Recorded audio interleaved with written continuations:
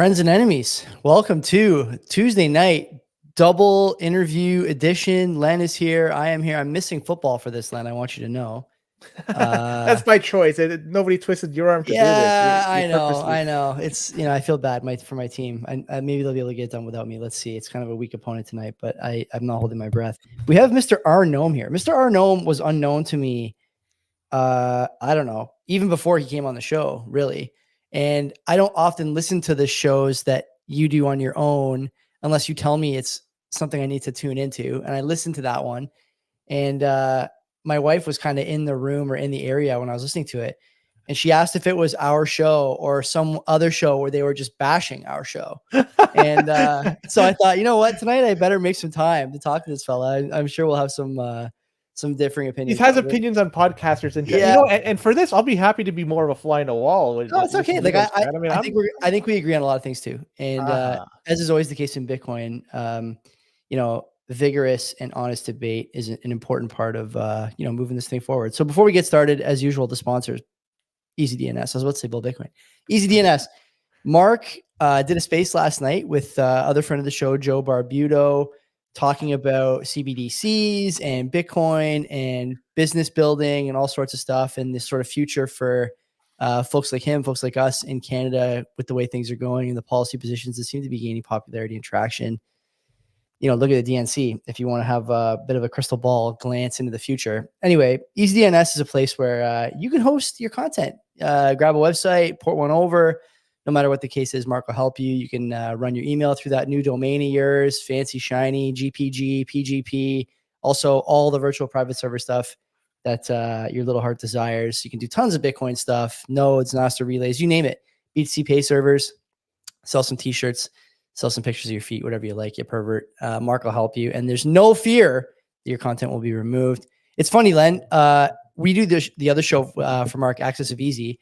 And one of the things I've started to sort of look at every time I hit the Twitter machine now is I wonder if Mark will pick up on this, because the other thing Mark will guarantee you is that your website will be secure on his platform.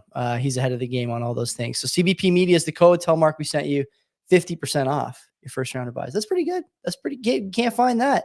I got buddies sending me these deals on food at these apps called what is this app called? Too Good to Go. Too Good to Go. It's like the last thing at the grocery store.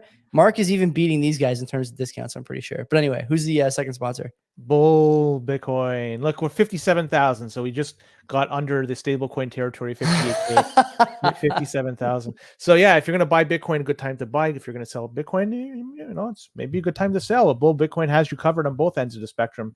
You could do it on chain. You could use Lightning when fees are high. Fees are not high right now. Last I checked was around 3 sats per VByte on average. So I would suggest continually use on chain and do stacking like that, and also consolidate transactions. Topic for another time.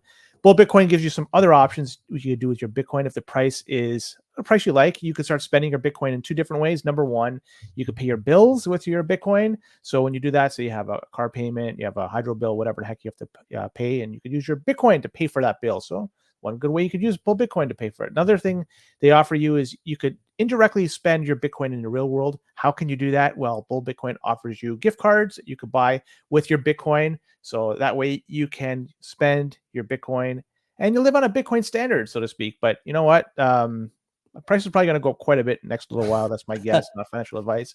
So I think there's going to be a lot of people taking advantage of these 2 services from Bull Bitcoin. But if you haven't yet opened an account, do so. If you do that and use our promo code below, $21 will be added to your account after you fund your account. Joey, we have a third sponsor too, right? Decentral Tech. Can't be. I mean, we got the best sponsors anyways. I'm still learning a bit about Decentral Tech, watching their Twitter feed, going to their website. Me and Len were talking last night after the show about what the best options are in terms of home heating at Decentral Tech. You got a lot of options over there. Whether you want to do some mining in your garage, your basement, or your podcast studio or living room. And maybe if you're listening to this show, you want to buy something that's CBP branded, which I still can't believe is maybe a possibility. You can do it over there at Decentral Tech. They got what Jonathan claims, a guy Jonathan claims is the fastest board repairman on the planet. Now, I don't know about you, but I would rather see that in the Olympics than what I saw in the breakdancing. So maybe there's something to that. We could push for that in 2028. But in the meantime, these guys will help you get your mining operation off the ground, help you with your troubleshooting, give you some hardware, give you some tips. Best in the game, based in Canada, based out of Quebec. You love to see it. Decentral Technologies. Go there. There's no promo code. They didn't want one. They want to support the show. We want to support them. It's a match made in heaven. So definitely make sure if you're thinking about getting into mining, your wife won't mind. Decentral Tech. Head over. Yeah. Okay, let's bring in our guest. A man who lives behind a 8 or 9 second looping GIF. MrRGnome, what's going on? Apologies for that. gotta protect at least a little bit of OPSEC. I know a lot of people that are nervous to even put their voice out there. They should be these days. They should be these days. We talk about that all the time. How now I'm waiting for like the eventual deep fake of Len and I saying something unsavory about the government or government policy. Not that it even needs to be that deep or that fake at this stage. I mean, we've been doing the show for a long time, but yeah, I'll say something unsavory about government policy if that's what you're looking for.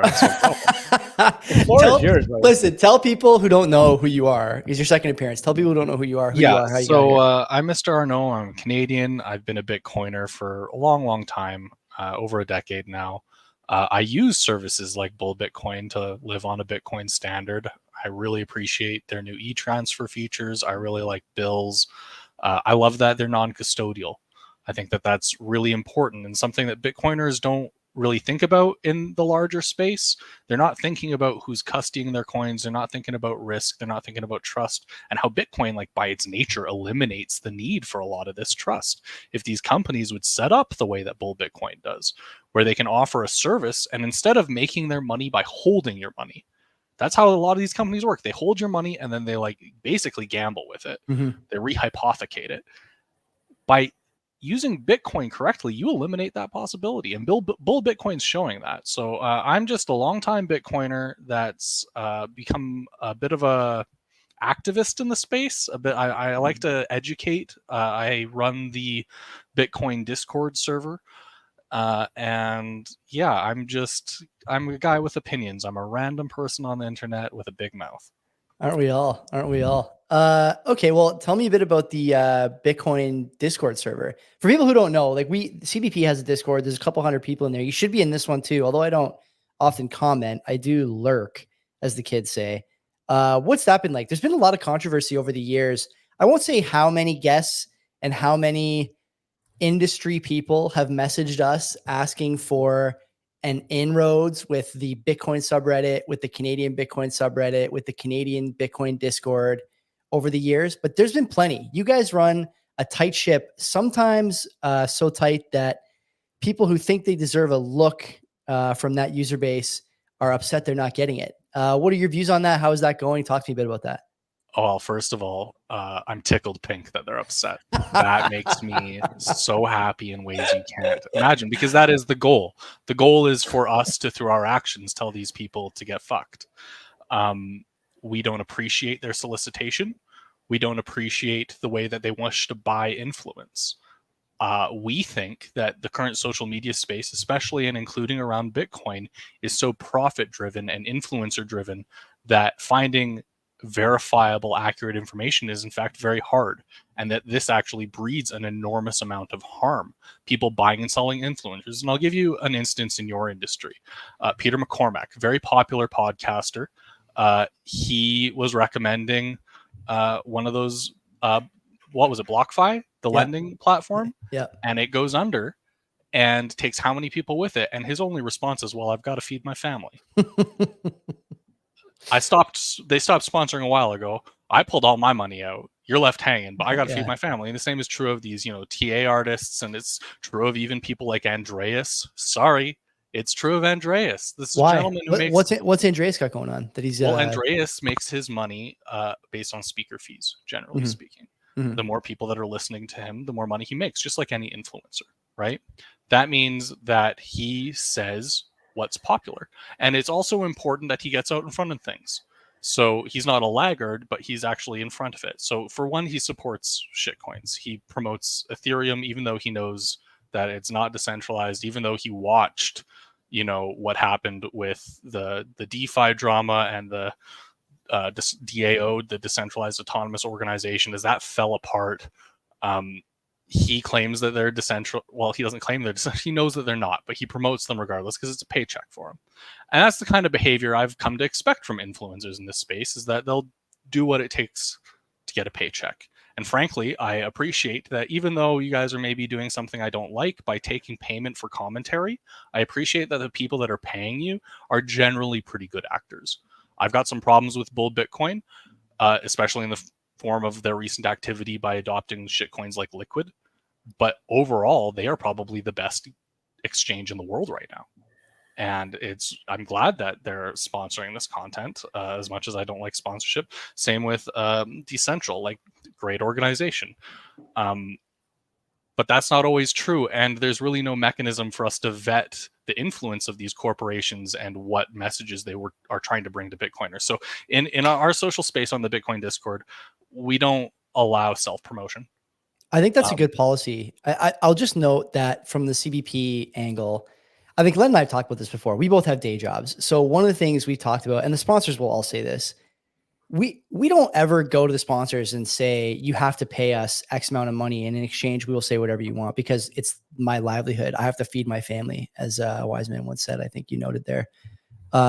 So we don't do that. I'd be curious, when I look at some of the other subreddits, maybe not in the Bitcoin / crypto ecosystem, but maybe like the big ones that are on the homepage, for example, these guys are paid at some level or compensated at some level, assuming they don't have jobs of any kind, and they sort of rely on that influence peddling to pay the bills. You guys are not like that, I take it. I mean, don't dox yourself or your colleagues too much, but I can't imagine you guys are making any money doing that. We lose money doing it because we host educational resources and services for free, and it's just our contribution to the ecosystem.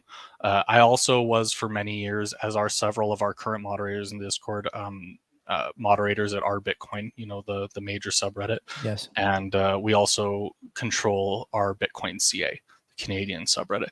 And I can tell you earnestly and honestly, the people that run RBitcoin, I may disagree with them about any manner number of things, but they're not profiting off of it. They get so much solicitation in their mod mail asking them to, hey, promote my thing, I'll pay you $100,000. And they don't accept it.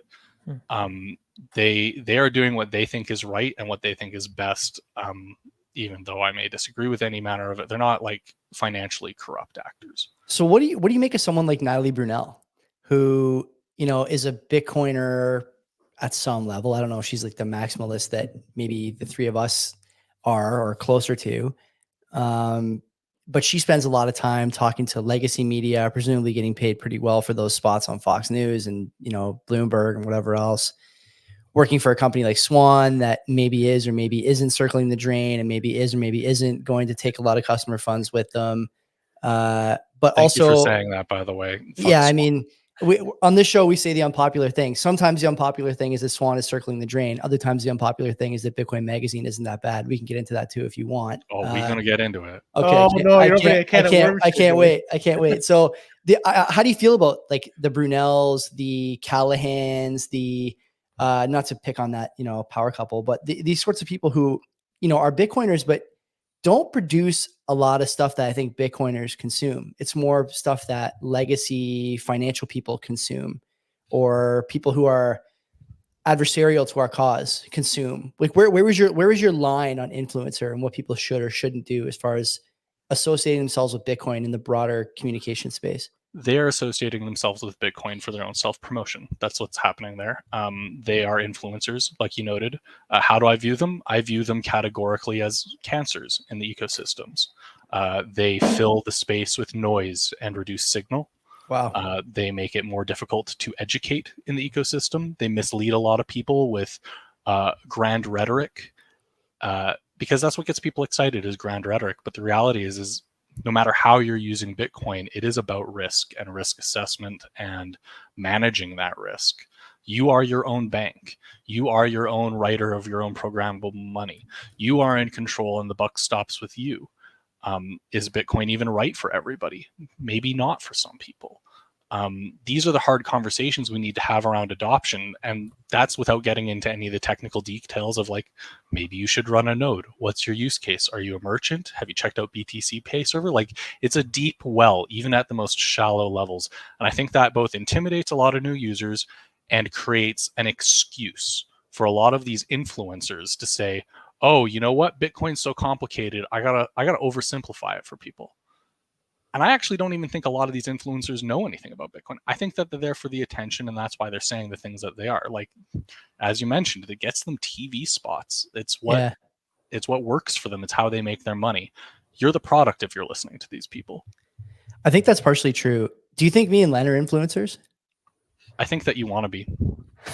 I don't think I want to be. That's a tough like piece. That's a tough pizza to sell me, because like, if I wanted to be an influencer, there's a lot of things I could do that Like would start a podcast. I could go further than that. For the most I could go way further than that if I wanted to really be an influencer, and I don't. Not because I don't have time or because I don't understand how to do it. I think Len and I both understand what we could do, and in fact, some of our friends in the space have gone down this road to trying to be an influencer at the expense of the content and the quality. I think what we try and do is a little different. You know, as far as influence, I don't have time to be an influencer, nor do I have any appetite to have most of my skeletons and whatnot picked over and taken out of the closet 10 years, 12 years, 15 years later, because someone gets upset over something I've done once I hit 1 million followers or whatever. So I mean, I don't think that, but I'd be curious to hear what your case is for, you know, this, you guys want to be influencers. Because well, the unless only reason like I short assume of that, Joey, yeah, go is ahead. just because we're here. That we're here having this conversation, that you have sponsorship, that you've monetized your editorial content. Mhm. That to me says that you would like to monetize it more if you feel you could ethically do so. If this show had 1 million viewers tomorrow, would that not excite you? So is there ethical influencers then? Maybe that's a better question. I think that it's possible to be an ethical influencer. I think that it revolves around a couple fundamental tenets, including not being paid for your views. I think that when you are pushing your views and you get $1 for them, that inherently compromises even the most ethical person and message. For example, like, I don't think that Andreas is an unethical person. I don't think that Peter McCormack is an unethical person. I think that they are trying to make a living. This is their career. And this is how they do it in the real world. Like, you can't be an idealist because you have to pay the mortgage. But unfortunately, I think that means that you shouldn't be an influencer. You should get a job. Like, not you specifically, but like people kind of sounds like me specifically, but yeah, go ahead. Sorry, it's not what I mean. I mean to say that influencers that want to make this their career, that want to monetize their opinions, should get a job, because I don't believe that opinions should be monetized. I think that changes the value of them in a very harmful way for the broader community. Okay. I think I'm like halfway there. I disagree on me and Len, obviously, but like I'm halfway there on the idea that being paid for opinions can dull the ethical, I don't know, the ethical peanut butter you put on that toast before it goes into the gullet of the listening public. The thing I would note is that, you know, there's a lot of people who are sharing opinions and monetizing them. And I think a lot of people who do that don't necessarily put the cart before the horse, right? We have opinions, and it seems to me that a lot of people share the opinions, and it's sort of the royal we here, not just Len and I, and not just you either. A lot of people share those opinions. And if somebody wants to say, yeah, this is an opinion that we think we want to push forward, and it's my opinion anyways, I mean, you know, I'll level with you. Like, I'll take the money. But as soon as it's not an opinion that, you know, we share with a sponsor, or a sponsor shares with us, you know, we've already done it. You know, we've talked about negatively about Liquid several times. Bulls So offering there. Yeah. Right. So, I mean, there are hills that we will die on, regardless of what our sponsors are saying or doing, just because of the fact that we believe in a particular cause. So, like, that's a prime example. So, and that's good. I'm glad that you guys know where your lines are. But as some of the examples I've already illustrated demonstrate, like, it's very easy to slip over those lines. It creates a conflict. And without particularly strong moral fortitude like you guys have, it doesn't work out well. I also think that, you know, there's the money isn't like you guys are saying, like we're not really influencers, and I agree. Like you don't hold a whole bunch of sway. None of us here do. Mhm. But the people who do, the most successful of them, the sailors of the world, for example, are the ones pumping sunshine up everyone's asshole. And Unpack that. I want to hear more about Sailor. I actually I share this take with Sailor, I think, but I want to hear your thoughts. so I'm not a fan of Sailor. I'm not a fan of Sailor for multiple reasons. The first is that he only sees his own use case. He doesn't believe Bitcoin is money. He condemned El Salvador when they began their Bitcoin experiment. He organized miners to spread environmental FUD. And even just organizing miners at the outset, that's horrible. That's so bad. Totally. You don't do that. This last conference that they had in Nashville, he was up on the stage making outrageous price predictions about like what $1 trillion Bitcoin, like Yeah. calling you not a maxi if you don't like go into debt and leverage your whole life. Like he did the same thing at the top of the last bull market. He told people to take out another mortgage on their house, and those people would have lost their house. Like anybody who followed his advice would have seriously hurt themselves. And that's not uncommon for Sailor. And then obviously he talks a big game. It's a game full of analogies of cyber hornets and bees and, you know, rhetoric like that. But he doesn't walk any walk. He's got the same problem Swan does. Talks a huge game and then doesn't even custody his own freaking coins. Like, I'm let with you. alone talking about running a node or like anything like that, verifying a damn thing. Like he doesn't do anything that you would expect a Bitcoin. Yeah, but he's running a Bitcoin development company now. Haven't you heard? No, what he's running is a buy my stock influencer peddling bullshit scam. He is trying to make it seem to Bitcoiners that if you buy MicroStrategy, that you're buying Bitcoin. In reality, you have a whole bunch of different risks associated with that. And he's propped up his entire company based on this propaganda.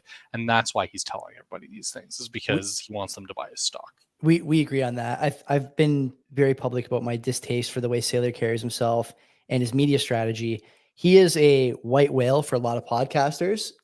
He was for us at one time. We tried to get him, I think 2 years ago, Alan, maybe I emailed him or reached out to him somehow. And we never got a response. But in that 2 years, I've come to see the light a little bit. And maybe it's because he jilted me, but I think that I've just matured a bit and seen that he goes on podcasts, and it's a lot of podcasts I really like for people who I think are akin to us in terms of the sort of the mission and focus, like Lavera, Said Youngleman's Bitcoin Matrix, among others. And he gives what seems to me like a prepackaged address. Doesn't take any questions for 3 hours. Everything he says is rehearsed, thought out, I think either written by him or somebody else well in advance, shared with the podcaster at some level, like here's the themes I want to hit. And if you're the host of the show, you might get 2 or 3 questions in 2.5 hours.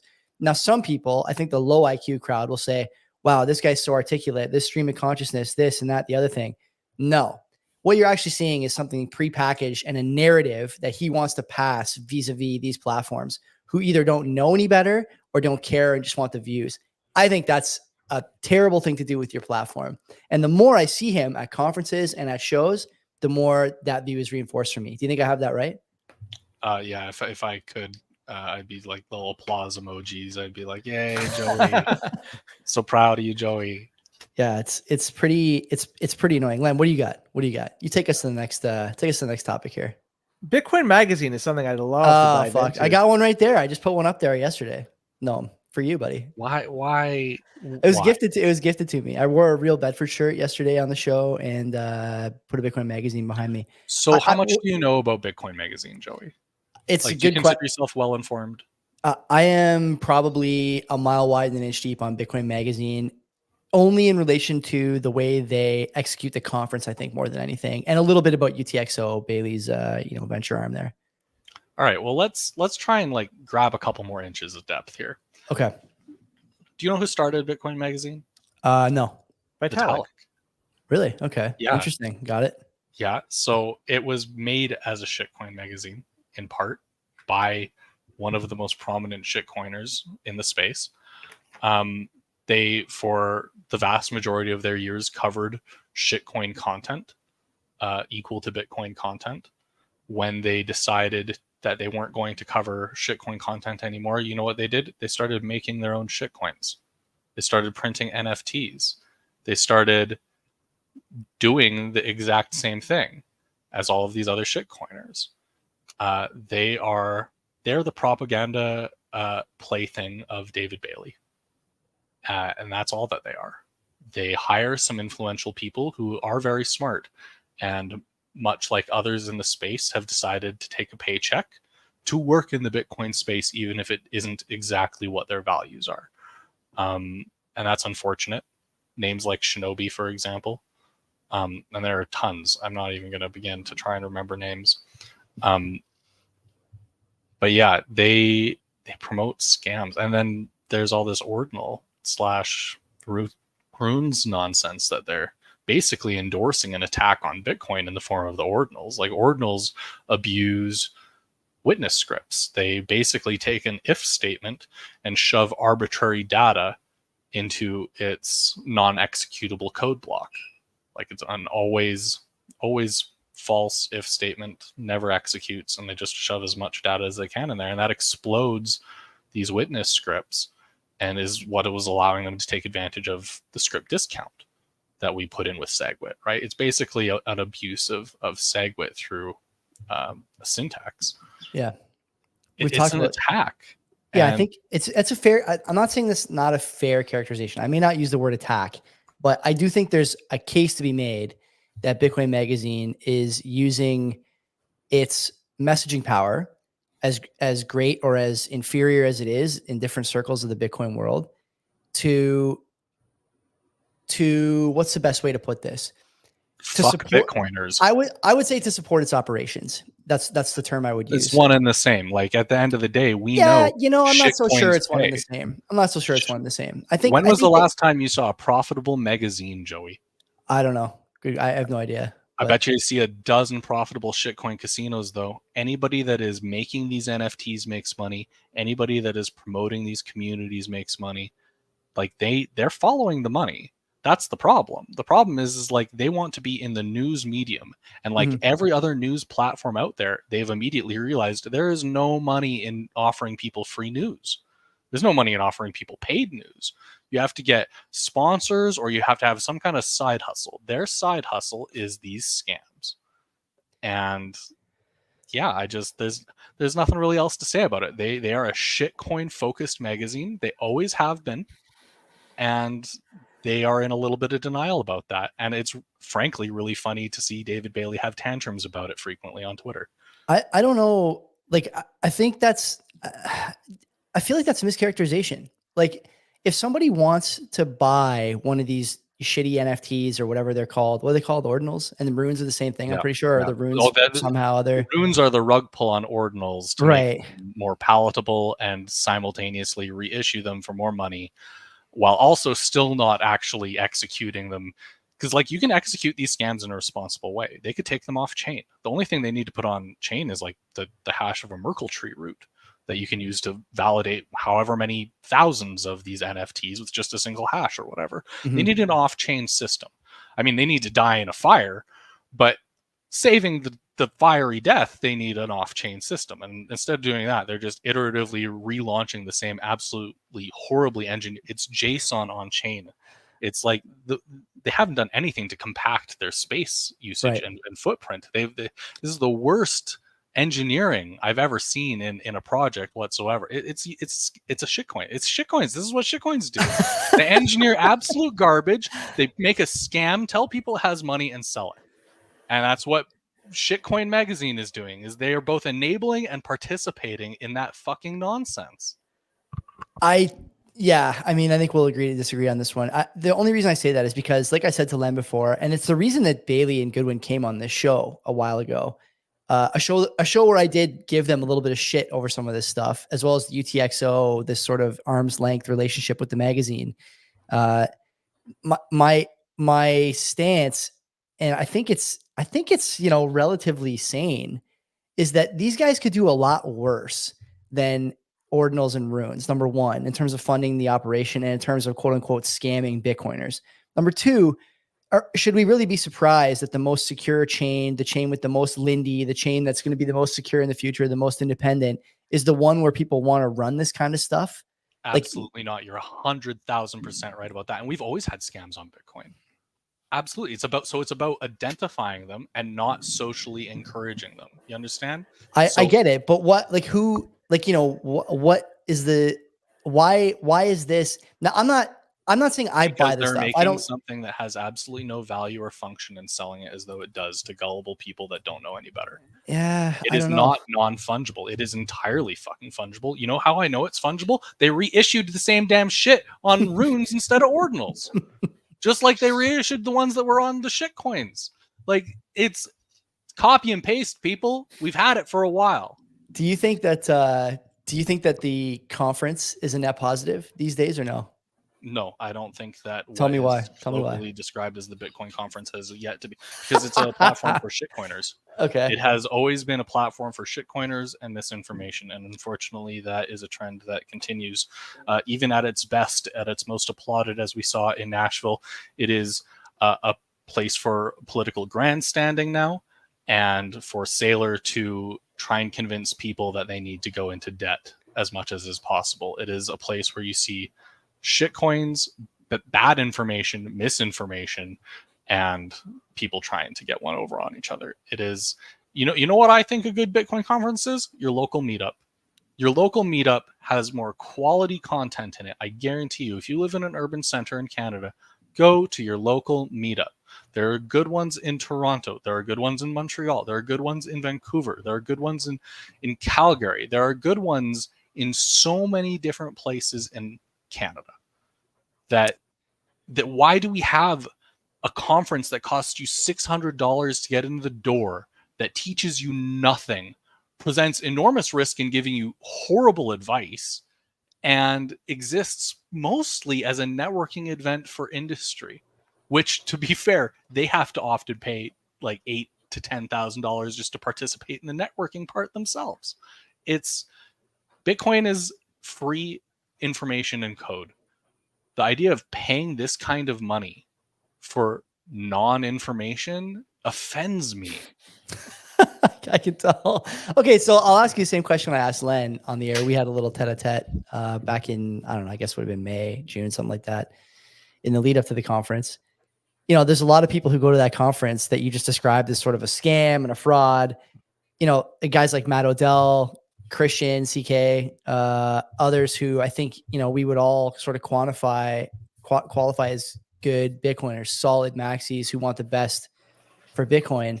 Like, are these people, are they perpetuating the scam? Are they themselves scammers by association? Like, what is the responsibility? Yeah, they're enabling it.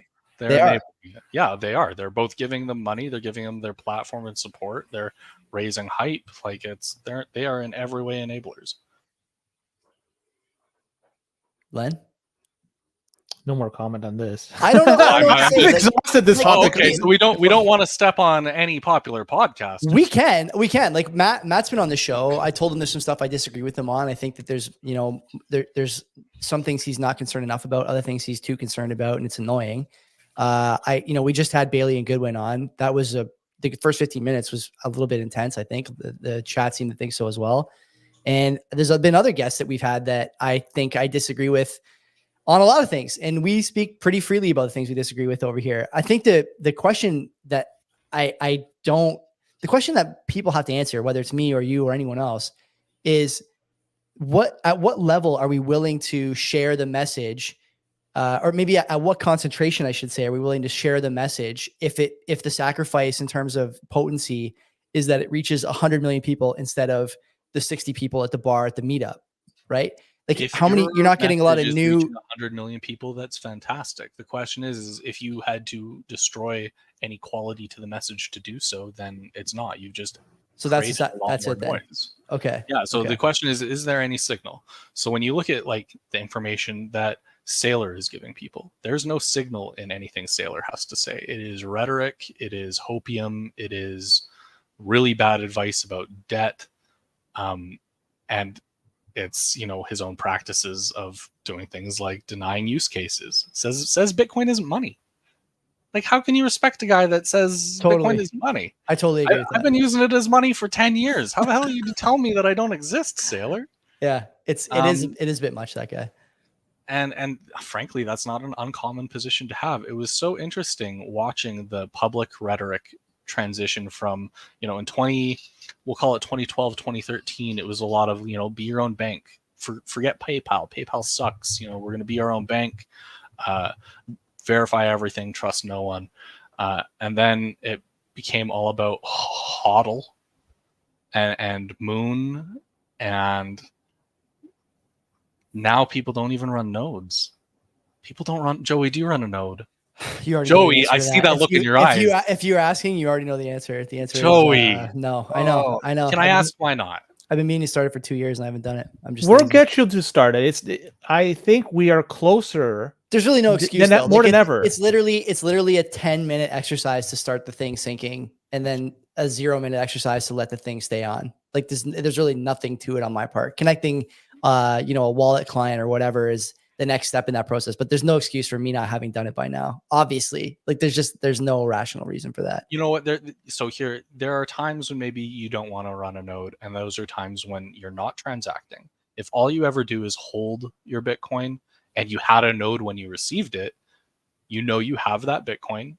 You know, well, you don't know that it hasn't moved. You can presume because you've secured the keys, but you're not actively needing to secure anything. You only need a node really when you are using Bitcoin. And a node is so much more than that, Joey. Like, I love my node because I can run all kinds of different services on it. Like, I've got Lightning.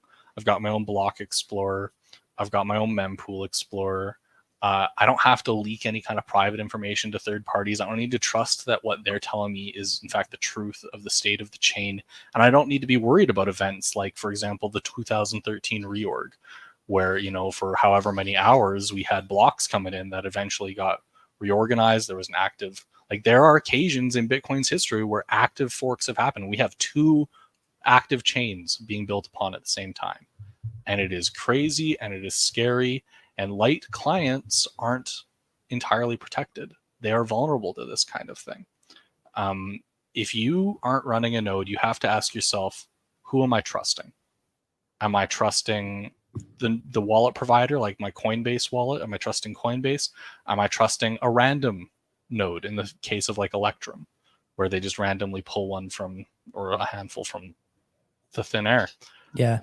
That's if you don't know who you're trusting, like, Bitcoin's all about that trust and verification. And if you're not doing it, like, if it's your money, of all the things to put the diligence in, surely your money has got to be top of the line, right? It's up there, yeah. With my lats and delts, I would say those are the things I really should be focused on. I'll tell you what, I'll teach you all about the node running. You teach me all about lats and delts. I love it. Yeah, I'm into that. It's a match made in heaven. You come over, wear a mask. I'll give you my address. You show your face here, and we'll fucking set it up.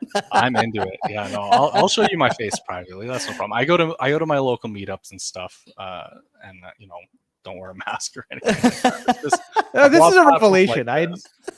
This is something, you know, these like you mentioned, there's a genuine fear of people impersonating Bitcoin influencers or Bitcoin person. Like, I mean, in our Discord server alone, like, we have dozens of people using the moderator's names, including mine, on a daily basis. My voice is out there. If I put my face out there, like, I don't know, I don't want anybody getting scammed in my name. That would really upset me.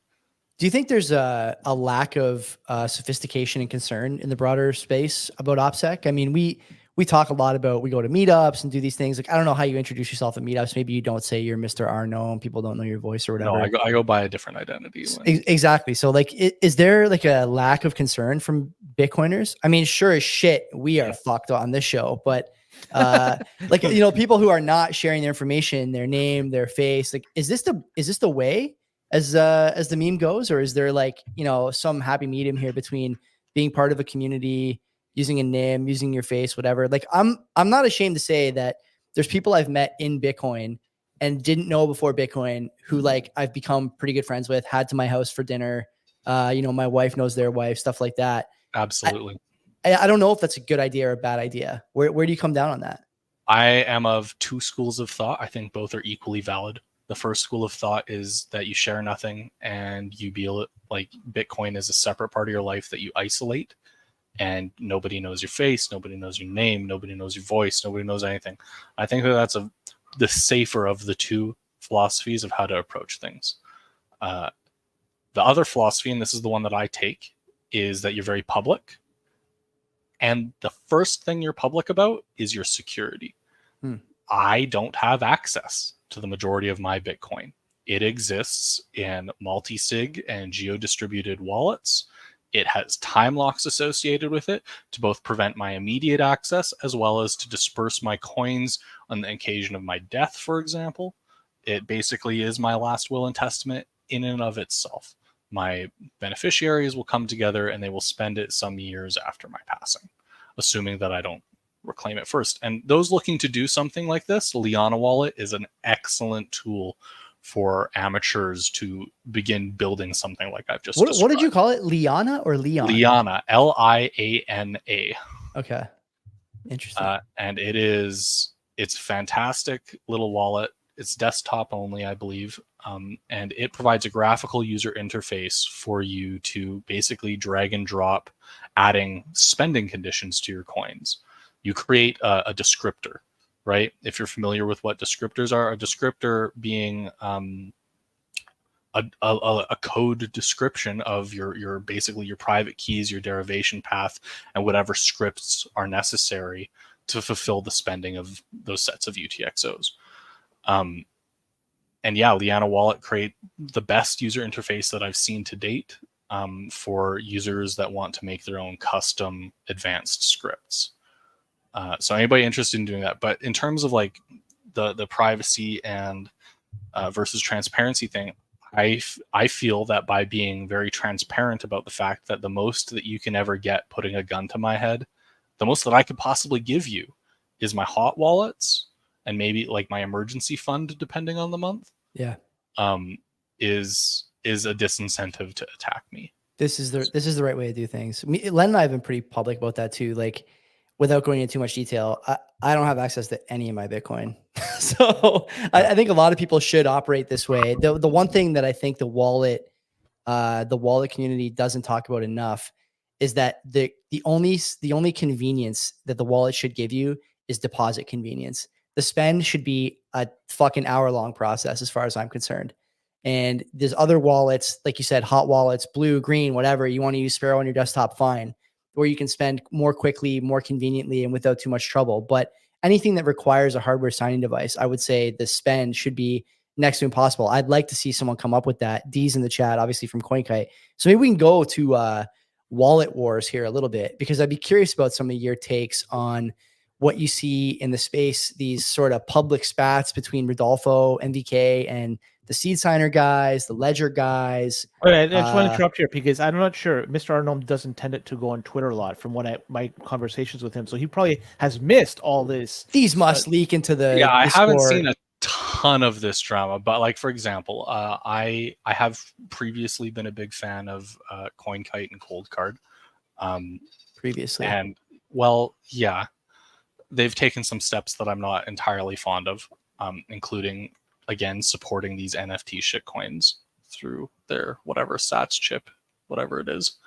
But generally speaking, I support people rolling their own hardware wallets, stateless hardware wallets, things using like Glacier Protocol or Yeti Cold, or even building your own hardware like with a Crux, or even a do-it-yourself Jade. As much as I don't really like Jade, the things that I don't like about Jade are that it phones home. Mm-hmm. I don't like that it contacts Blockstream. So I have a problem when the folks at Coldcard say stuff like, well, that's not secure. You can't roll your own. You need to buy a hardware wallet from Coldcard because it's the only thing that's going to have 2 secure elements to protect you. And that's dishonest, because obviously a stateless wallet doesn't need secure elements, just like a seed signer. You know, like a seed signer doesn't need a secure element because it's not storing your keys. And there is inherent risk even in storing your keys. It's right for some models. You were exactly right with what you just said, Joey, about having tiered wallets with different levels of accessibility. Accessibility and security are opposite ends of a spectrum. When you have high accessibility, you have low security. When you have low accessibility, you may have very high security, but certainly when you have high security, accessibility is low. Yeah. So that's what people need to do. They need to have a hot wallet that has their immediately spendable funds. They need to have their like my last will and testament scripts, my Liana wallet that is as cold as the dead itself. Air gapped. We need to promote air gaps more. I really get, it grinds my gears when Bitbox engineer, I have to smack him around constantly because they insist air gaps are harmful. When in the reality is there's been several CVEs Bitbox has experienced that would have been negated in their impact by an air gap. What is CVE for people who don't know? Common vulnerability and exposure. Exploit. Like yeah, I don't forget what the is, but yeah, common vulnerability something. And it's just an issue that their wallet had. And, they patch their issues as does every wallet. But these wallets that support shitcoins, that require trusted setups, that are wired to your computer at any point, I do not like them for secure funds. If you need that like deep security that you were talking about for like your life savings, for like any amount more than maybe $1,000 or $2, whatever to you is a significant amount of money that you are not willing to lose, that goes in the air-gapped cold wallet, and you're rolling your own entropy for it. You're using things like corrected coin flips or casino dice, and you're not trusting, you're verifying. The reason we have that air gap is so that we can do things like both eliminate access to the wallet except for this limited interface of an QR scan or an SD card or whatever, but we're also auditing the communication. We're looking at what's going back and forth across this air gap, and if we say, hey, that's not the address I was sending to, that's how we catch that, is we verify. This isn't a job that's done by itself. Like you said, it could take you an hour to spend your cold coins. That happens. And it's because you got to collect the keys. It's because you've got to organize the signing devices. And it's because you've got to audit the information that's transacting between this private offline air-gapped setup and your online computer.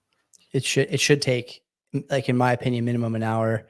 And geo distribution is, I mean, if you do nothing else, then geographic distribution is what you should be doing. You could do literally nothing else, but you have to do that. Don't make it like a 3 of 3. Like, always have some lower amount of threshold signatures so that you are allowed to lose keys. I know you guys know that. I'm just saying it for everybody else. So there's a comment here from D in the chat. Sats chips have nothing to do with ordinals, and you can absolutely roll your own seed without a cold card. We don't say you must buy a cold card.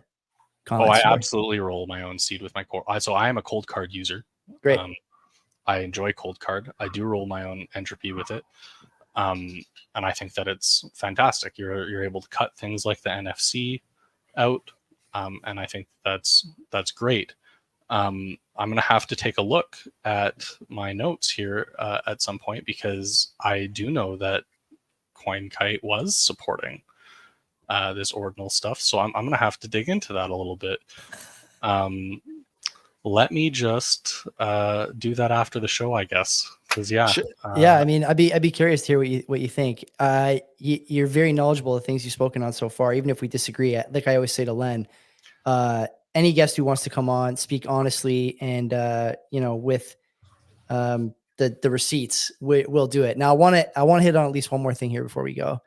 And that thing is Bitcoin Twitter, Bitcoin Reddit, Bitcoin, all these things. I'm not convinced at this point that Bitcoin Twitter, Bitcoin Reddit is a value add for basically anybody. When I think about the people who go to the Bitcoin subreddit, anytime I look over there, it's a gong show. It's full of comments that don't make sense. People complaining, sharing anecdotes where they fuck something up, or someone they know fucked something up, or someone got rich doing this. What exchange should I use? Blah, blah, blah. Bitcoin Twitter to me is very much the same in a lot of ways. And so I know how you feel about Bitcoin Magazine in terms of, watering down the signal. I know how you feel about podcasts in some respects anyway, in terms of watering down the signal. Where do you come down on stuff like the Reddit? I mean, you're a moderator, but it's like an impossible task to keep that knife sharp, is it not? Yeah, I mean, it's what we call the eternal September problem, right? Going back to the Usenet days and describing how, with the flood of AOL CDs out to the world, everybody poured into the internet, right? And it basically diluted the quality terribly. And we as a Bitcoin community, we're experiencing that too. We are seeing that knowledge is being diluted by rabid fanboy fanaticism, by moonboy nonsense, by just everything. The lowest common denominator of conversation just keeps lowering and lowering every single year. And it's not a problem that the moderators can inherently solve on their own. That said, it is essentially the reason that I and the RBitcoin moderators parted ways, that I strongly disagree with how little they are doing. I believe they could do a lot more. Could they stop Eternal September? Absolutely not. Could they stop the dilution of quality? No. But they could take substantive and dramatic actions in the form of banning corporate influence. I don't want to see any more exchange employees on that subreddit. I don't want to see any more CEOs promoting ledgers and cold cards and exchanges. I want organic users' recommendations of the highest quality. And to that end, I think that they should also moderate those recommendations. I think that when they see recommendations towards shitcoin casinos, shitcoin platforms, shitcoin wallets, non-air-gapped things, when they see the Bitbox lead engineer saying that air gaps are dangerous, I think that they should smack him around. And frankly, that's what I did while I was there. And that's got me in trouble. I love the freedom with which you use the term smack him around. This is good. We need more of this on this show. It's frankly what I felt and still feel is necessary. There needs to be honest and combative dialogue. And that is not a bad thing. It doesn't need to be disrespectful. As I've said, I have enormous respect for the moderators of RBitcoin, even though that isn't always shared. I'm actually one of the moderators at RBitcoin.ca, and you can bet your buns, Adam, that we censor the hell out of it. You want to talk about shitcoins there? You're out of here. You want to promote shitcoin platforms? There's the door. What's a shitcoin platform in your view? Coinbase. Okay. Kraken. ShakePay? ShakePay is not a nice platform. ShakePay has problems where they like to pretend that their audit from a non-authorized auditor, from a non-accredited auditor, BitCipher, I think they call it, is proof of reserves.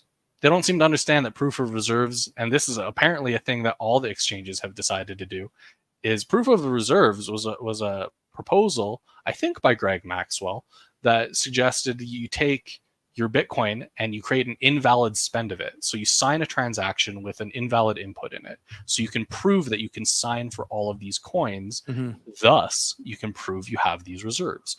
And it was to be paired with a system called proof of liability, which would basically allow users to show, hey, this is a custodial platform, sure, but I can prove they've got my money. Another great way to do proof of reserves, give users a key. It doesn't matter that it can't spend. Your funds are isolated and whole because you can audit it on the blockchain through your key and the public address. So there are lots of ways to do proof of reserves. Having some random audit and say that we've got all of our money isn't among the things that you would call a proof. That's a testimony. That's an attestation of reserves, perhaps, but it is not proof of shit. We've been through this with the Ledin guys, I think, back in the day. Len, remember they used to issue a proof. They used to issue a proof of something. Proof of reserves every quarter, I believe. Every quarter, and they used to give you, here's your sort of the PIN number. This is where your funds are. This is the transaction represents your funds. But it didn't have proof of liabilities. I don't think that was the. Kraken does that too. Kraken basically has an auditor come in and they sign stuff through the auditor's signature, and what you're validating through Kraken is that the auditor included your funds in the audit, which is proof of audit, I guess, but it's not proof of reserves. And it's so unfortunate because Bitcoin makes this so simple. Bitcoin, by its very nature, enables you to audit proof of reserves, or better yet, do what Bull Bitcoin does and require no proof of reserves because you're not holding customer funds. Yeah. That's why they don't want to do this. I was going to say, there's one loose end we should be tying up. I want to ask one more question on this topic. Adam seems has a strong opinion on this. Are Bitcoin CA censored? Why is he saying that? What is? Because it's absolutely true. Okay. You could categorize it as we shut down anything we disagree with, and that would be accurate. What we disagree with are scams and fraud. If you are going to, out of ignorance or otherwise, you want to ask a question about how do I get my shit coins off of Binance? Sorry, we're not the place for it. This is a Bitcoin subreddit. You want to ask what's going on with Ethereum's new upgrade? Sorry, we're not the place for this. This is a Bitcoin subreddit. You want to promote your new Bitcoin business in Canada? Sorry, you get one post. It's got to be about Bitcoin only. And that's the limit of your self-promotion for a new Bitcoin business in Canada. If you come in here every week and they're saying, hey, come use my exchange, which frankly, a lot of the Canadian CEOs do. We've got the Bitcoin Well CEO in there constantly. The ShakePay CEO, I basically ran him out of that place. Same with the Newton CEO. Dustin, yeah. Dustin. And I don't like Dustin very much. These people don't like me very much, if I'm being honest. They don't like me very much at all, and they're very right that I am censoring them. That is accurate. I am not interested in platforming their self-promotion. They can buy an ad like everyone else. You want to expand on that, Joey? Or that's all I meant. I don't know. It seems like I don't know what. I'm not saying there's a beef between the Bitcoin CA subreddit and Adam, but it's unlike Adam to be in the chat. Unfortunately, there's a delay of about 30 seconds. By the time he hears it, we're long gone in terms of the discussion, so it's hard to have a real time. I just want to say in the private chat there was a loose end that hasn't been tied up. And MrRGnome was talking about CoinKite. I'm going to put it in the comments here while you're talking about it. But if you play that, it's a video. Maybe you could play that right now, Joey, and then because then we could all hear it, and MrRGnome could comment on that further. Because then there's let me pull it up. Possibilities are endless with Sats Chip. I have not seen this video, but if I had to guess, it's going to be hilarious because it's going to be D's voice that comes on the. I do believe it is Mr. D's voice. I'm pretty sure. So we're going to put it up on the screen here. Okay, hold on. Let me. I'm going to full screen this. Yes. Give me a second here. Give me a second. Okay. And then once we hear this video, then MrRGnome could have an opportunity to comment on it. Okay. Tell me if you can hear the sound. Bitcoin private key, an artist can embed into a work of art, or in this case, a plush toy. This ensures that you as the user are getting a legitimate piece and not a knockoff.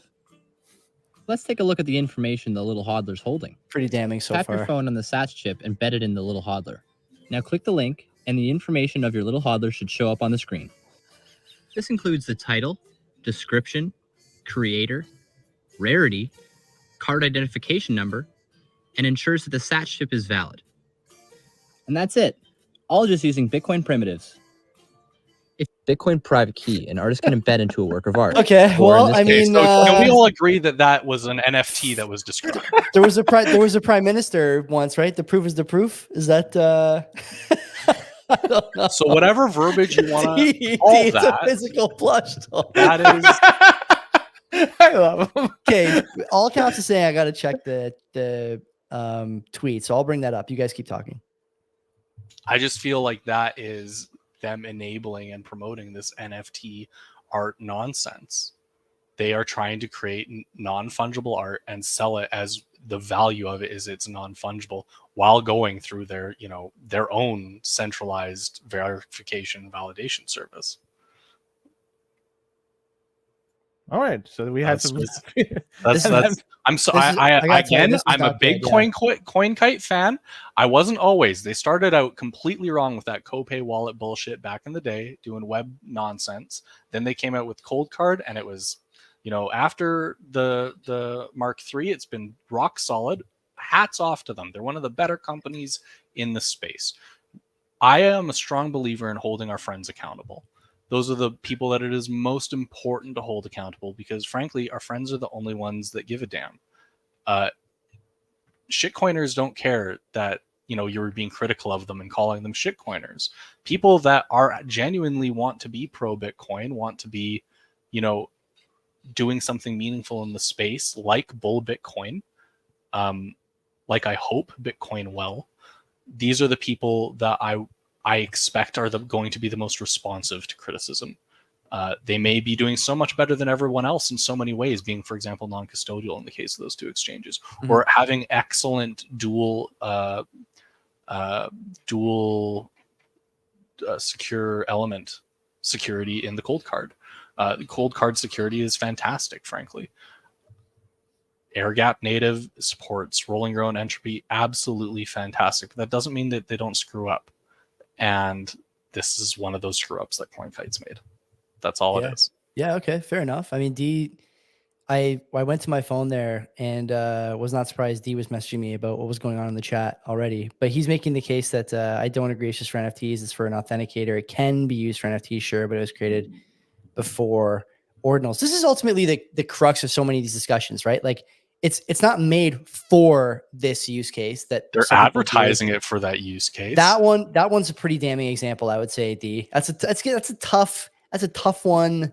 That's a tough one to stomach for me. And I'm usually the guy who says that, you know, things could be worse. But the NFBs or whatever that, you know, tweet underneath it, Bitcoin bees, collective bees. I don't know. I have so many good things to say about CoinKite. They shouldn't take this personally. The only issues I've ever had with CoinKite are them changing their source code license. I think that was a terrible move, especially considering how much open source code they used from competitors when building their product. I don't like this SAS card or NFT nonsense. And I wasn't super crazy about them adding NFC. But the fact that they let me cut it means that it's not a big deal. Yeah, it's big. It is big. I mean, we're big CoinKite promoters here. We've done you know, semi-romantic dance with them about sponsorship in the past, but my daughter did a video on how to set up it's just, you know, it's hard. It's hard. They're fantastic. I feel it's necessary to both celebrate these companies that are the best in class while also holding them to the highest standard. That's all it is. No, agreed. And you're absolutely right. These are the ones you can expect to make the most change because they are quality companies full of quality people. Do you guys have a few more minutes to chat? Because I got a few more topics to go through. Sure. Yeah. Okay. Number one, because scalability of Bitcoin is a problem for some people, maybe not for everybody, but there's a few proposals out there as a way to address that particular conundrum. Is Opcat, CTV being a couple of them that are being bandied around right now. Curious to hear MrRGnome's thoughts on either of those two, and maybe if one is better than the other, or maybe there's something else that we're not looking at. So there are so many ways to skin this cat, Len. There are so many ways, and that's really the crux of the problem, is nobody can agree on how to skin it. We've had APO in development forever, since before SegWit. We've had any previous output in development, and this is what will allow us to have things like L2, the new way that we can resolve settlement on Lightning without penalty transactions. Which would be a huge get. That makes Lightning so much safer. We have CTV, check template verify, which is so dead simple. I supported it when it was first proposed for soft fork.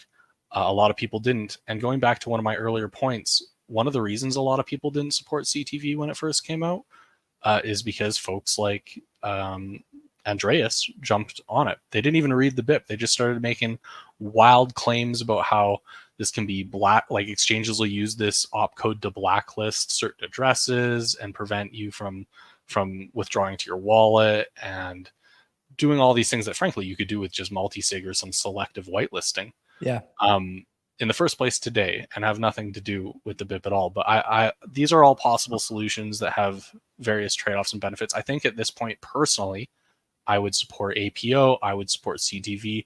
I would support Opcat. Opcat, if you're not familiar, it's an opcode that the only thing it even does is it just combines two strings. That's all it does. It was taken out of Bitcoin originally because there was a stack overflow related concern to the Bitcoin script stack, but now we've added hard limits on that. That concern doesn't really exist, and you wouldn't believe how useful something as simple as being able to combine two pieces of information is when you're constructing these kinds of smart contracts. That would allow for a lot more expressiveness and sophisticated functions, including shitcoining, as has always been the case. And unfortunately, I see a lot of people have the argument, well, they don't want to necessarily support these things. One, because maybe it's a huge learning curve just to get up to speed on a lot of them, and two, because they know they're going to enable more scams. And to those people, I say you're absolutely right. They are going to enable more scams, as they always have, as SegWit has, as every upgrade and use of Bitcoin. They'll be used by scammers. Bitcoin is for friends and enemies, and that is true as much for these ordinal people and the rune people and everyone else that I'm disrespecting up here and say is absolute human garbage. Bitcoin is for them, and it's our job as node runners to decide, okay, is this an abuse of Bitcoin and is it preventable? And the answer is no. It's not preventable outside, say, a fork. But even then, it wouldn't be preventable. They'll find some way to hide information in the witness script if they want to. That's always going to happen. The question is, are the economic costs actually aligned such that there is a disincentive for them to misuse the space? Do you think, like, in terms of sort of the social element to BIPs, are you concerned about stuff like OpenSats and other, dev funding mechanisms, whether it's like these ETF issuers now talking about funding development, or OpenSats with Odell and that gang? Is this something that concerns you? I feel like it might be, given some of the stuff you said earlier, but I'm not sure. Yeah, and it concerns me too. I just don't know what the alternative is for these guys. I think the thing that concerns me the most is that people aren't verifying the code they run and making coherent decisions about the consensus they want. You could fund all the developers in the world all day from one evil, malicious source and try and get them to code horrible things, but as long as users refuse to run it, then who cares? I think that you're never going to be able to police the volunteer funding of Bitcoin developers, but what you can do is you can say, hey, I don't like this change to the code. I'm not going to run this code. It's why, for example, I'm running knots. Mm-hmm. I got frustrated with the code direction that some of the maintainers in core were encouraging. I didn't like that they didn't allow me to prevent, for example, some of these misuses of my memory from occurring. Like I can block with knots. I can outright block these ordinals and runes from ever entering my mempool. I don't propagate them. I don't waste bandwidth on them. It doesn't stop them from existing. Mm-hmm. As we saw with full RBF, even as little as 5% or less of the network propagating a transaction will get it to miners. So this isn't about stopping them in any way. That's what the social conversation is for. The social conversation is about stopping them. The node configuration is about managing your own computer resources. You see how big the mempool got during the last 2 years during these attacks? Yeah, yep. Like huge, enormous, functionally useless to try and navigate through an explorer or anything like that. Like it just ate all my computer resources. So I was like, well, I don't want to look at these things. I have no interest in these things. They aren't useful to me or my node. I should be allowed to say, no, I don't want them. And Core said, no, you're not allowed to do that because, well, frankly, they made up reasons that suggested that I wanted to do it to stop them. They created it like a straw man of, well, no, this is pointless because you're not stopping them from doing anything. It's like, no, it's not pointless. I'm managing my node and my resources. You let me. Core implements a policy saying we aren't going to propagate transactions less than 1 satabyte in fee, right? That's the same thing. That's saying if a transaction hits me and it doesn't meet these qualifications, I'm going to reject it just because I don't want it in my mempool, just because I don't want it consuming my bandwidth. And that's DDoS prevention at the end of the day. It's about preserving your node's resources. And unfortunately, so many of the core contributors and maintainers don't see how that relates to this current situation with ordinals and runes. I should be allowed to choose that I don't want them. And I do. And Knots empowers me to do that. I agree. I think it's unfair that it's been framed as quote unquote censorship by the ordinals crowd. I mean, clearly it is not. And if Bitcoin is nothing else, it is, freedom, money, right down to the, like you mentioned, the way that you run your node. Len talks about that all the time too. I mean, it's simply not censoring. The social aspect of this is different than the layer 1 node aspect.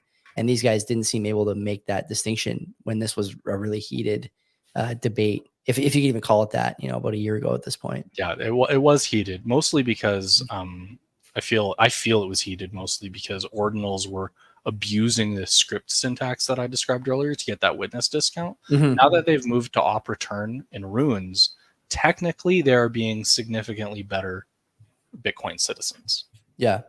They're not being good Bitcoin citizens for the same reasons I've already outlined. Like, scam aside, they're not being good Bitcoin citizens for the reasons that they're encoding their data in JSON instead of something that is like compressed, that isn't going to take up a ton of space. They have it human readable, and that makes no sense. They're consuming so much space they don't need to be consuming. And two, they don't need to be on chain at all. Like, they should be off chain with this data, creating a protocol layer on top of Bitcoin that allows their users to hold and manage this data and validate it against each other using Bitcoin hashes that are on chain. That would be the responsible way to engineer a scam like this. I fully suspect that given another year, we're going to see them relaunch with a new architecture and do some more scamming, because that's what they do, especially as you can see, it kind of goes in waves, right? Waves of interest. Right now, we're at a low point of the interest. We've kind of come off of all of the drama that was involved in the ordinal and runes business, and fees are low again, which was one of the primary causes of the drama. People were upset about the really high fees. But it's going to come again. High fees are inevitable. The fee market is inevitable. Get in your Lightning channels now. My big beef with the ordinals guys, the runes guys, and the way that they handled that at the social layer is that, and you know, you can tell me what you think about this. Len and I talk about it once in a while. I think that when you talk about how widely derided that whole, you know, environment ecosystem attack, you know, using the discount like you mentioned there from Segwit, to push this sort of stuff that really has no inherent value. It's only valued by people. I think it's fair to describe this, you know, my friendly words for Bitcoin Magazine aside, it's fair to describe it as people bought that stuff with the intention of selling it to someone who knew less about it than them from a value standpoint. My big problem is that with the community, and it's actually being mentioned in the chat here, the community now is like averse to consensus in a way in terms of layer one upgrades. In my opinion, they couldn't come at a worse time, because you're getting so many potentially great minds now coming from other tech silos, maybe even traditional finance silos, guys who are working for some of these ETF issuers, for example, or are adjacent to them, who may have good ideas for Bitcoin, but will be met immediately with even more of a white blood cell response than they would have been 3 years ago. And I'm worried that we're going to miss good ideas because these guys just decided to, you know, villainize anybody who didn't want JSONs on chain, didn't want JPEGs, didn't want NFT stuff. And I'm a little worried about that, because I don't think we can ossify now on layer one, though there's a case to be made that it's a good idea. I don't necessarily think it's a good idea yet, especially as adoption continues to increase. I'd be curious to hear your thoughts. You know, where do you stand on sort of ossification of L1? Where do you stand on new ideas into Bitcoin? What should be the response, both from the dev community, which ultimately decides, I think, but also from the kind of broader, you know, dare I say, influencer community? You know, like what should the reaction be when we see these things? First, the devs don't decide. The devs have no power except for to propose something, right? Yes. And neither do the influencers decide. It's we as node runners, we're deciding by the code we run. Mm-hmm. And that's what makes Bitcoin decentralized. It's not the miners, it's us. Two, I am all for several of these upgrades. I think that each upgrade should be taken on its merit. I think that the person proposing it should have absolutely nothing to do with deciding if it is a good idea or a bad idea. I think that there are many of these proposals in what you could call the covenants camp, be they APO, be they CTV, be they CSFS, be they MAT, that have merit to varying degrees. Do we need all of them? No. There's enormous amounts of overlap between their functionalities. Would be okay if we never got any of them? Yeah, I think we would. Would that be the ideal scenario? No. If Bitcoin ossified today, I think we'd be fine. It'd be unfortunate, but we'd be fine. I think that there are going to be good ideas we miss, inevitably and inherently. That's just the nature of a decentralized beast. We're not Ethereum. We can't fork over phone calls, you know? Yeah. Sorry. No, go on. Sorry. I was going to say, you mentioned the word decentralized many times, and I agree with you that this community in Bitcoin is very much decentralized, but there's one centralized aspect in this, and it's kind of a red flag, is the fact that the core developers are releasing the vulnerabilities for previous versions of core, Yeah. older versions of core, and they're doing this in a series of tranches, but it's done in a way that it's years after that particular version was first released, and these upgrades and these changes were fixed like many years ago. But we're now just hearing about it now, and it's like this walled garden that they're managing, and they're only releasing the stuff that they want to release. That kind of seems centralized in some nature, doesn't it? Oh, absolutely. The core developers have been they've been trying to create power where they naturally have been given none for a long time, and that includes things like the lot true debate. When we were debating how we wanted to activate Taproot, there was a proposal that nodes should be able to decide how they want to activate Taproot through configuration, the lot configuration. Either choosing to miner activate the soft fork, delegating their activation time and place to miners, or doing it with, say, a flag day, where this is the day we upgrade, this is when we do it. I was among an extreme minority that chose to upgrade by flag day. Worked just fine. There was so much social vitriol from folks that I respect a lot, like Greg Maxwell, who insisted that we were running viruses, that this code was going to fork us. And obviously none of those things happened. The reality is that you never know when a fork is safe. You don't know, because miner signaling doesn't actually mean a whole lot. And we saw that during the block size wars. We don't know that they're actually running the code that they're signaling for. And we trusting the competency of these oftentimes malicious actors isn't something that I want to do. So for me personally, in consensus issues, I will always use my node to user activate my forks. I'm not interested in delegating that to miners anymore. The core devs hate that. The core devs are so focused on the idea that this risks state security, and it does. They're 1000% right, it does. If you believe the fallacy that a miner activated soft fork is safe, then of course not knowing if you're going to have miner support for what you forked for is a very dangerous system. You could get reorgs, you could get all kinds of issues that cause you to lose money if you're not careful, that cause harm to the ecosystem. They are, I believe, working in their best conscience, trying to avoid that in the way that experts in their field in traditional software would. Where they are mistaken, in my belief, is that they are applying principles of traditional software to a decentralized system, where the pinnacle, the key to that decentralization and its absolute height is achieved by users deciding the code they run. That is the whole ball game. And coming from traditional software, I believe that they're applying a lot of methodologies and philosophies that basically treat users like idiots, because they are. They are idiots. Users are just dumb. And they don't want people to hurt themselves. So they're trying to take some of that burden for themselves, but that's inappropriate. That's not how Bitcoin works. People are going to hurt themselves. There is no fork safety. It's all dangerous. And you're never going to stop people like me from running a UASF. You're never going to stop us from creating that risk for everybody in the whole ecosystem. So you might as well just get on board. That's all there is to it. Do they control Bitcoin? No, they can't. Mm-hmm. I'm not running core. I'm running knots. Mm-hmm. Everybody's like, they can't auto push updates.